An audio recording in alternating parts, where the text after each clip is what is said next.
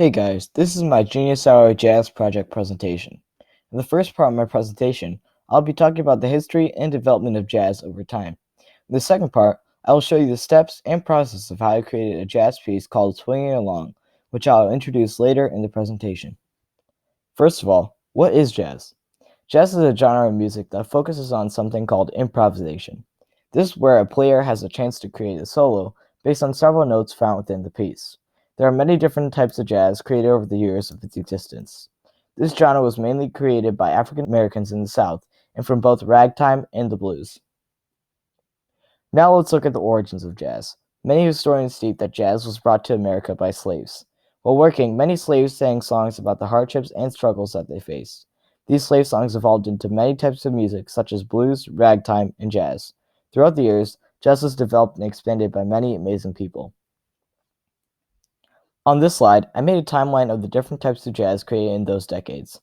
Because I have limited time on this presentation, the ones highlighted in bold are the ones I'm mainly going to be focusing on. Before I get into the different types of jazz made over the decades, it is good to know those musicians who changed the game for jazz. Louis Armstrong is considered by some as the most popular jazz musician. He was born in 1901 in New Orleans, Louisiana. He received his first cornet, which is similar to a trumpet, at 12 years old. He created his own band and played all across the U.S., gaining widespread popularity in Chicago. He is known for the song "What a Wonderful World." Duke Ellington is another popular artist. He was born in 1899 in Washington, D.C. He played piano and composed his first full song at the age of 15. He is known for composing thousands of songs for full bands and individual players. He is known for his song "Take the A Train." I want to share two more important musicians. Miles Davis, a trumpet player, was born in 1926 in Illinois. He pioneered jazz fusion with other genres and was known for bringing jazz to younger generations. He is known for the song "Kinda Blue." Lastly, John Coltrane, a saxophonist, was born in 1926 in North Carolina. He started out as a small musician, but joined bigger bands, growing his fame. He was actually in both Miles Davis's and Duke Ellington's bands. He is most renowned for his song, "Giant Steps." The Jazz Age occurred around the same time women got the right to vote and the Scopes trial. Jazz overtook the younger kids of the United States, and the older generation was disapproving of this new music, kind of similar to how the situation is today. This was a time of peace after World War I, and no one could imagine what was about to come. The swing era started around the same time as World War II. Swing is what many people think of when they hear the word jazz, although there are several types of jazz. Many World War II soldiers listened to jazz while they were away from the U.S., and this music brought a sense of home to those fighting abroad. If you pay attention to some movies about World War II, they include references to swing music. Today, there is an army jazz band called the Jazz Ambassadors, founded in 1969.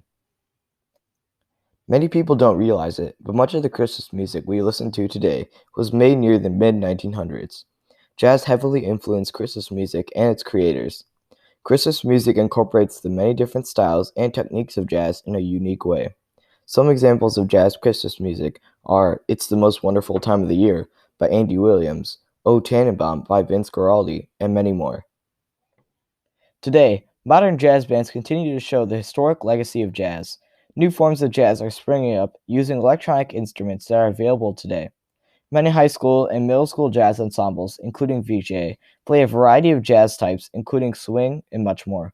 Although jazz is no longer as popular as it was before, it has influenced much of the music we hear and listen to today. In the second part of the presentation, I will go into detail about my process of finishing the project and talk about how I created my own jazz piece called Swinging Along.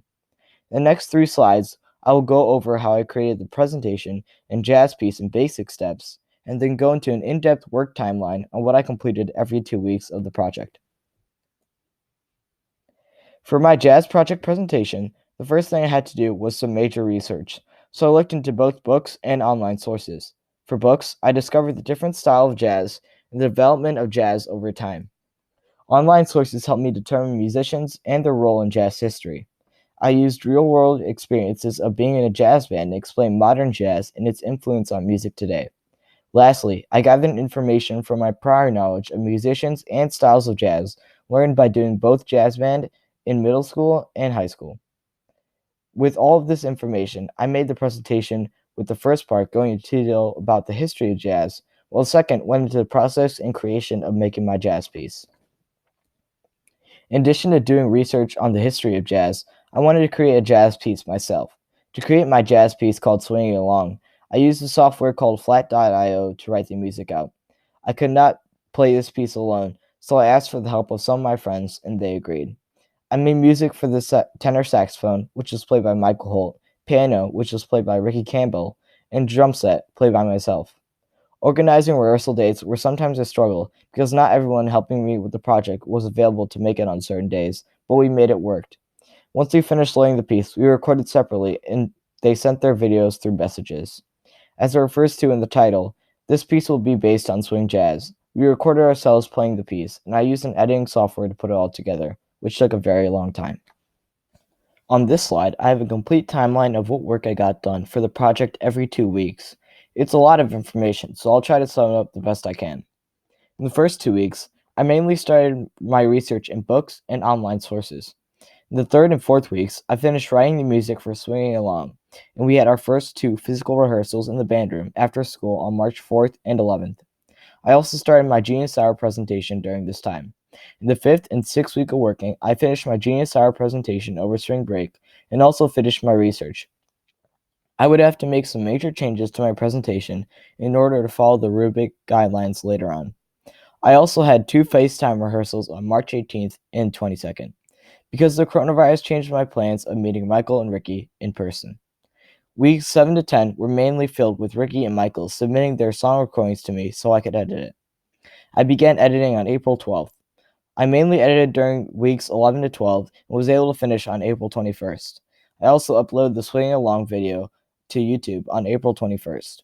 I started major editing to my presentation again during these 2 weeks so I could meet the rubric guidelines. On weeks 13 to 14, I made the final edits to the presentation and finished the project. On this slide, I have a link to the Swinging Along YouTube video. It would take way too long to play it during the presentation, but I will attach a link to the video once I submit this assignment. I have my citations here, but I'll skip it for now. On this slide, I will go through some questions that evaluate my progress in this project. The first question is, what were the successes of your project? Are you proud of yourself? There are many successes in my jazz project. I think the first and most important success was the teamwork between Michael, Ricky, and I, because without proper teamwork and planning, there was no way we would have been able to make the Swinging Along video in time. Another success was that I had access to so many important resources, like the library, the internet, and those experienced musicians whom I know from band. I am proud of myself over how much I was able to accomplish with the help of my friends. The second question is, were there any hurdles or obstacles you had to overcome? Yes, because the coronavirus threw my plan off course. We were scheduled to have 4 rehearsals, but 2 got pushed to being virtual because of COVID-19. Also, we were planning to record together, but because of the coronavirus, we had to record separately, making editing an even bigger pain. The third question is, was there a point where you had to stop and readjust the project? Was the project too big? Yes, there was a point in the project where I got overly ambitious and completed the project early. I scheduled only a minimal number of rehearsals, but after hearing Michael and Ricky's opinions of myself rushing the project, I slowed it down, and I think that helped the project go much more smoothly. The last question is, what was the most important thing that you learned throughout this project? The most important thing I learned throughout this project is music brings people together. Without this project, I wouldn't have had talked as much with Ricky and Michael, and it allowed us to build our friendships with each other. It is also much easier to connect with those that share similar hobbies or passions as you, such as music. Music is a universal language and can be enjoyed by anyone. Especially in times like this, music can help us relax and bring us together in many ways. Alright guys, that brings us to the end of my jazz presentation.